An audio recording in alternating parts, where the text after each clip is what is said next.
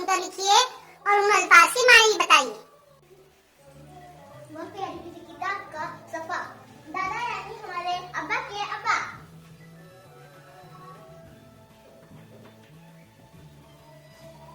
अदब यानी तमीज। हमें हमेशा बड़ों का अदब करना चाहिए। आज यानी अभी का पूरा दिन।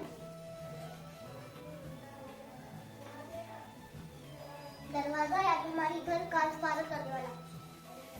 उदास यानी जिसे खुशी नहीं होती।